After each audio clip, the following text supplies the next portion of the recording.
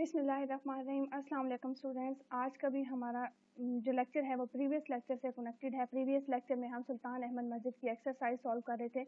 आज भी हम उसी का वो बाकी पार्ट करेंगे जो हमारा रह गया था। यूनिट नंबर 7 सुल्तान अहमद मस्जिद एंड पेज नंबर 78। टॉपिक है हमारा डिग्री ऑफ कंपैरिजन। ठीक है, कंपैरेटिव डिग्री जिसको कहा जाता है उसकी हम बात करेंगे। Some adverbs like adjective also have 3 degrees of comparison. ठीक है, कंपैरिजन की 3 डिग्रीज होती हैं। मुवाजना करने की हम कह सकते हैं 3 डिग्रीज होती हैं। एग्जाम्पल देखते हैं। The masjid is also design that even when it is most crowded everyone in the masjid can listen to and look at the इमाम।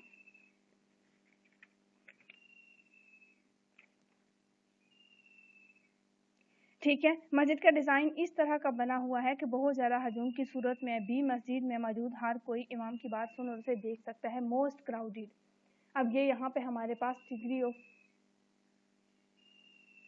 कंपैरिजन है। ठीक है, the masjid still remain to be one of the most visited monuments of the world. ठीक है, highlight करके बता दिया है। मोस्ट विजिटेड हमारे पास यहाँ डिग्री ऑफ कंपैरेटिव है। ठीक है, कंपैरिजन है या कंपैरेटिव डिग्री है। ठीक है, नेक्स्ट हमें तीनों डिग्रीज दिखाई गई हैं, positive degree, comparative degree and superlative degree. ठीक है, complete this table with appropriate degree of adverbs. Positive degree हमें दी गई है, हमने कंपैरेटिव डिग्री और सुपरलेटिव डिग्री बतानी है। ठीक है, kept much, sang beautifully, slept little, looked good and arrived early. तो हमने इनकी कंपैरेटिव डिग्री और सुपरलेटिव डिग्री इस कॉलम में बतानी है। ओके स्टूडेंट्स, हमने comparative degrees and positive degrees बता दी हैं। टेबल में आप देख सकते हैं केप्ट मच अगर पॉजिटिव डिग्री है तो केप्ट मोर इसकी कंपैरेटिव डिग्री होगी एंड केप्ट मोस्ट इसकी सुपरलेटिव डिग्री होगी। इसी तरह sang ब्यूटीफुली है तो sang more beautifully and sang most beautifully. ठीक है, slept लिटिल है तो slept लेस कंपैरेटिव डिग्री होगी और slept लीस्ट हमारे पास सुपरलेटिव डिग्री होगी।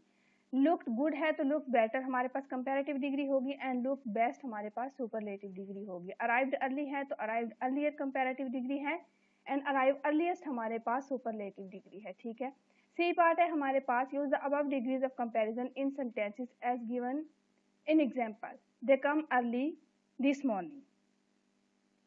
ठीक है, इसकी आपने सुपरलेटिव डिग्री भी बतानी है और कंपैरेटिव डिग्री भी बतानी है। तो हम कह सकते हैं दे कम अर्लियर देन हिम।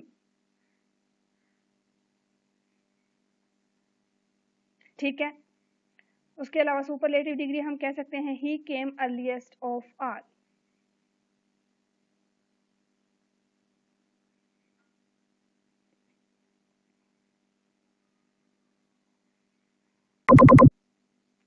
ठीक है, जैसे उन्होंने बता दिया है they came earlier this morning, early this morning, I came earlier than him, I came earliest of all. ठीक है, तो हम क्या कर सकते हैं, हम कर सकते हैं I enjoy my self very much, I enjoyed more than my brother and I enjoyed most of all. ठीक है, इस तरह से कर सकते हैं आप। तो इसके अलावा आप कोई भी सेंटेंस पॉजिटिव डिग्री, सुपरलेटिव और कंपैरेटिव डिग्री को यूज करते हुए यहाँ पे कर सकते हैं। ओके, नेक्स्ट पेज है हमारे पास, पेज नंबर 79 और टॉपिक है हमारा नेक्स्ट प्रेजेंट परफेक्ट कॉन्टिन्यूअस। ठीक है, present perfect continuous. The structure of the present perfect continuous is subject plus auxiliary verbs plus auxiliary verbs plus main verb. ठीक है, अब क्या है इसका स्ट्रक्चर, हमारे पास जो हेल्पिंग वर्ब होगा इसमें सब्जेक्ट के बाद हैज, हैव, बीन यूज होगा, हैज बीन या हैव बीन। ठीक है, प्लस वर्ब की फर्स्ट फॉर्म प्लस आईएनजी होगा, देन हमारे पास ऑब्जेक्ट होगा। There are basically two uses of the present perfect continuous tense. First हमारे पास है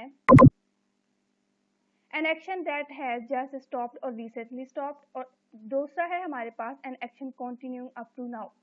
ठीक है, एक एक्शन जो अभी अभी स्टॉप हुआ है और दूसरा है एक्शन जो कंटिन्यू है।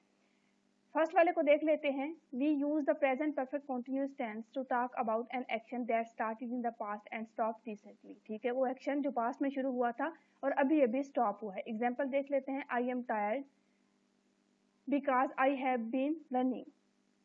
ठीक है, आई एम टायर्ड नाउ। ठीक है, because I have been running.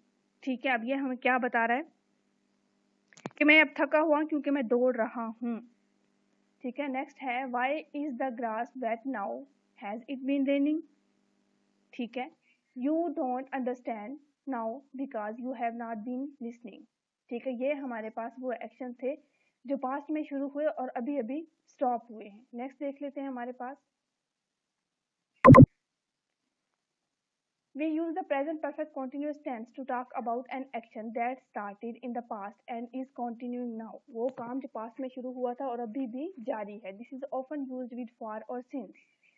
We often use for and since with the present perfect continuous tense। We use for to talk about a period of time 5 minutes 2 weeks 6 years। ठीक है, हम for को use करते हैं जहाँ पे हमें period of time बताना हो। ठीक है, 5 मिनट से, 2 हफ्ते से, 6 साल से। ठीक है, वहाँ पे हम फॉर का वर्ड यूज करेंगे।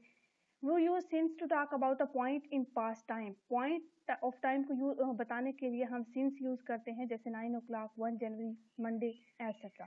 ठीक है, तो एग्जाम्पल देखते हैं। I have been reading for 2 hours, I am still reading now.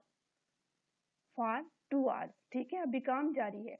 We have been studying since 9 o'clock, since लगा हुआ है यहाँ पे। For how long have you been learning English.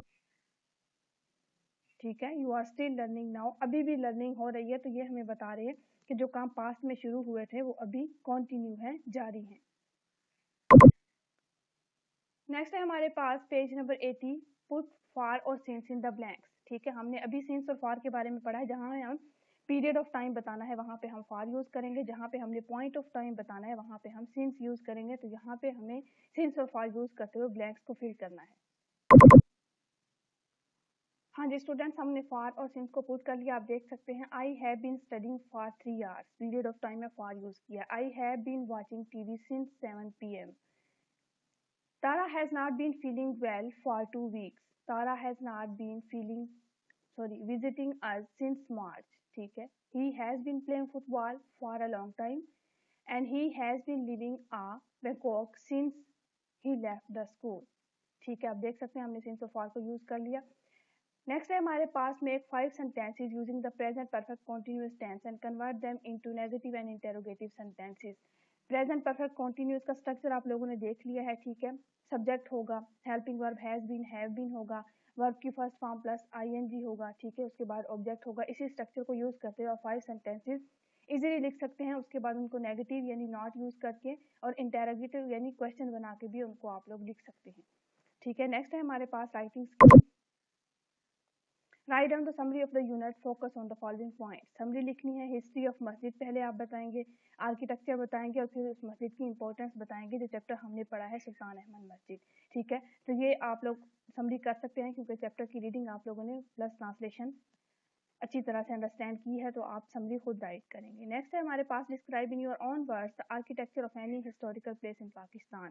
ठीक है, किसी भी तारीखी मकाम की, किसी भी हिस्टोरिकल प्लेस का आर्किटेक्चर आप लोग अपने वर्ड्स में बयान कर सकते हैं। ठीक है स्टूडेंट्स, तो चैप्टर को आप लोगों ने अच्छी तरह से पढ़ना है। जब तक आप चैप्टर को अंडरस्टैंड नहीं करेंगे आप इन चीज़ों को सॉल्व नहीं कर पाएंगे।